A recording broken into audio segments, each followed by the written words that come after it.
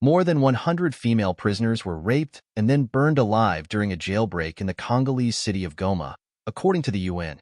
Hundreds of prisoners broke out of Munzin's prison last Monday after fighters from the M23 rebel group began to take over the city. Between 165 and 167 women were assaulted by male inmates during the jailbreak, an internal UN document seen by the BBC says. The report states that most of the women were killed after the inmates set fire to the prison. The BBC has not been able to verify the reports.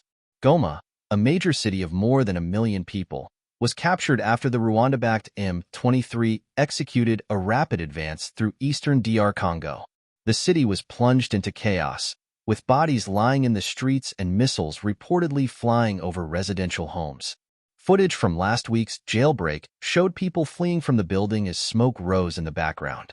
Heavy gunfire could also be heard. In a separate video, people believed to be the escaped prisoners filed through Goma streets. The UN says at least 2,900 people were killed during the fighting, with 2,000 bodies buried and another 900 still in the city's morgues. Earlier this week, the rebels announced a ceasefire on humanitarian grounds.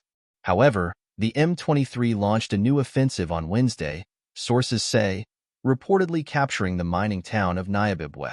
Nyabibwe is about 100 kilometers, 60 miles, from Bukavu, the east's second-largest city, and the reported target of the rebels' most recent advance. The Congolese authorities have enlisted hundreds of civilian volunteers to help defend Bukavu. Meanwhile, Malawi has announced it will start preparations for a withdrawal of its peacekeeping forces from the country. This follows the killing of 3 of its soldiers in the fighting around Goma. They were part of a southern African force, led by South Africa. Although 14 South Africans have been killed, President Cyril Ramaphosa has vowed to keep his forces in the country. Back in Goma, where residents are adapting to life under the M23, there are fears of a cholera outbreak.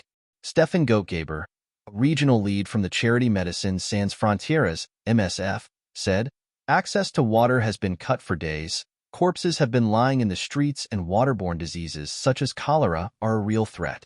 Some of our cholera treatment centers are full and have been expanded,